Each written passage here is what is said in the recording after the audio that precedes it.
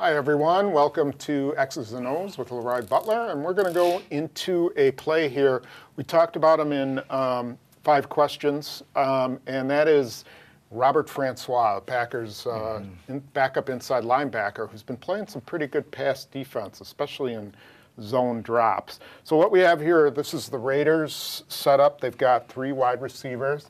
The running back is kind of shifted out here, and tight ends on the right side. Here's the routes. Basically, this running back comes out here, and DJ Smith covers him. Tremont Williams covers him. Charlie Pepper comes to help out on these routes. So why don't you tell us how Francois and Burnett kind of covered And basically, they're playing almost like a quarters, but since it's in the red zone, it almost turns into man. But both your safeties will give middle help whoever needs it. So the tight end basically takes this, runs what we call an 8 route. He just basically goes and works the middle of the field. And when he works that middle of the field, he gets Morgan Burnett's hips turned. So once his hips are turned, he's at the mercy. And this guy kind of works the back of the end zone, and Carson Palmer threw a pretty good football. Because you have to lob it over this guy's head. But not to mention, most linebackers would never make this play. But what Francois did, what was awesome, he kind of reversed out right here, and he went to the point of attack, which is on the back of the end zone line, and made a great stretched out interception. And I'm going to tell you what most linebackers would do on this particular play. They wouldn't go so deep, Tom. They would stop right about here, and that tight end would usually catch that ball right there for a touchdown. Right. Now, what happens is, once he gets his hips turned, because a lot of the time they tell you to stay square. But as safety, and I played a lot, sometimes you panic and you do turn, because you think I need to run faster instead of backpedal faster. But Francois made this play because if you're the quarterback, you didn't think this guy could make that particular play. And what I liked about it, it almost turned into a double on the premier wide receiver, which was the tight end. And again, I can't emphasize this enough. Him going a lot deeper than normal. Yeah, show where that route went. It went all the way over. Yeah, not to mention this. Say if this the back of the end zone, if you can see that line, that's the back of the end zone. This tight end, he was way over here, and the ball was on the way there. He just kind of went with him and intercept that pass. That was a beautiful pass. Right, Palmer led him, you know. Right. So, and if you're a Palmer, you had to think that was a touchdown. Right. And then Francois came out. And one of the reasons, and we talked about this earlier in 5 questions, is that Francois has really got a big wingspan. Yes. And he's tall, and he reached out, just made a very athletic play. And again, if you're any quarterback and the touch that Palmer put on it, you had to think that was a perfect pass based on what the back of the end zone was. And my tight end did his job by getting the safety's hips turned. It's a perfect play. Here comes this kid that I don't have a lot of film on up until the last couple of weeks, goes up and stretches and intercepts this pass. Not to mention DJ Smith also had an interception in this game. So A.J. Hawk can't make that play. No. I'll be very honest with you.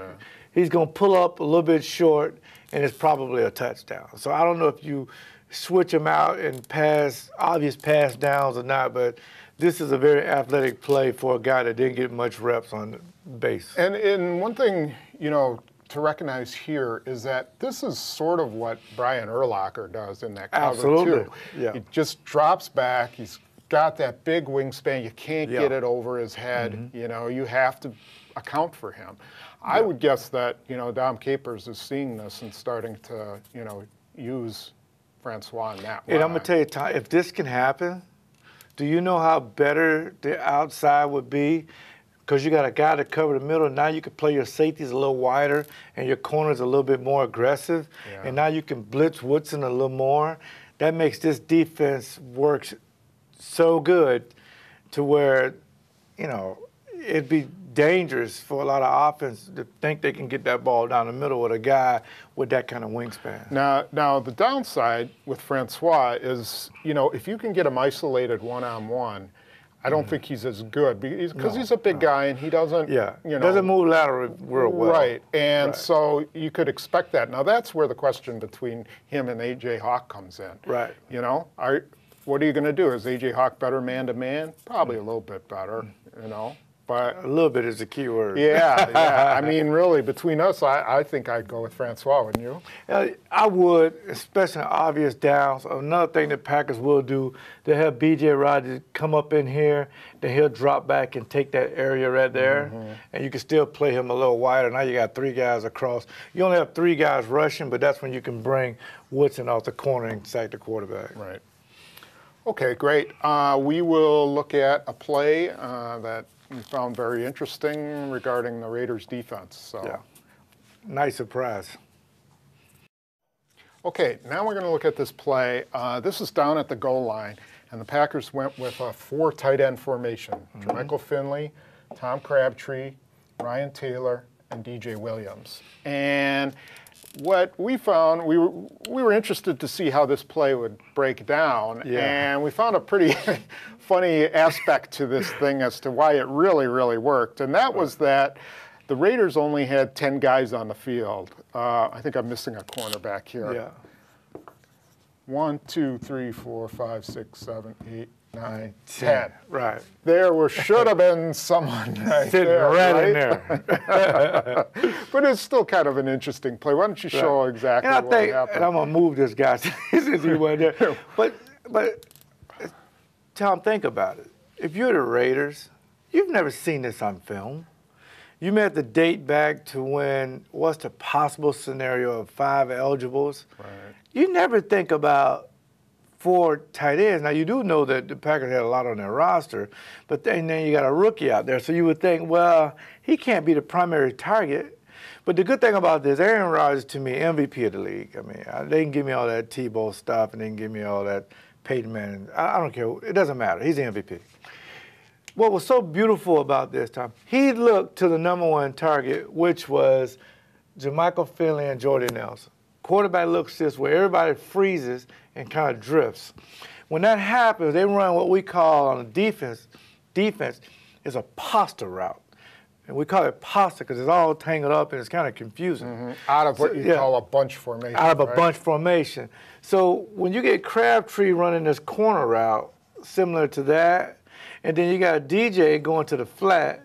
Now, by them missing a man, the rookie, Taylor just sits down right there, and there's the end line. It's an easy touchdown. But again, Aaron Rodgers looks here, comes back and is ready to throw, and he's wide open. But say they do have a guy. Just draw a guy in there. Okay, so this guy's waiting for safety. Just put a safety there. Okay. Now, Crabtree is wide open right here. And that's really, if you like to match up here and here, he'll throw. If not, once he come back, that's what a quarterback's progression. Looks left, come back right. This corner route's going to be open. If this corner goes back, DJ wide open in the end zone. So you're almost at the mercy. And the reason why you put tight ends out there, because you're thinking, who's going to cover which one of these guys? They're bigger than the defensive backs. Right. And they're faster than the linebackers, so what do? It's the thing that's really unique about it is that it's a personnel issue. Are you going to play, are you going to bring in an extra linebacker because you've got 4 tight ends? These guys could, Finley could move here. DJ Williams could move here. You could run the ball. I mean, you can, you got a lot of tight ends. You can do a lot of different things. But my guess is that, they saw 4 tight ends and they didn't get the right personnel. And that's why McCarthy is a genius to me. He sits down and thinks, how can I confuse a group that's pretty much already confused and undisciplined? You give them something they haven't seen. So now you get it on tape once, that's fine. You can just run a slew of other passes. One thing they can do is DJ comes in motion and they'll shovel pass right to him and it's a touchdown. Right. And another thing you can do, you can move Finley over here and make it 4 to one side, and you can throw the fade route to Jordy Nelson, 6'3" over most short corners. It's a lot of progression you can do off of this. If you ever a defense and never you got empty backfield, with Fritz Sherman, we always had a call. We'd go pasta left, and we would blitz the free guys because there's nobody to block them. So you're giving up a guy that hit your quarterback. So you tell your guy, if you can get to Aaron before he gets the ball off, we have a good play. If you don't, good chances they're going to get a touchdown because we don't have the proper guys out there to cover. Okay. So you got to pick your poison. So Kansas City, they're going to blitz, okay? They're going to be bringing guys, and they're going to just lead these guys one-on-one and double backside on 87. So if Aaron Rodgers can get the ball off, again, I think he'll break the 50-touchdown record if we play him all 3 games. He's going to have easy pickings on this defense. Okay. Yep. All right. So we'll see you after the Kansas City game. We'll have more X's and O's and 5 questions. And this is brought to you by SyndixMarket.com, WJ Kuhn in Oak Creek. And join us next week. We'll see you then.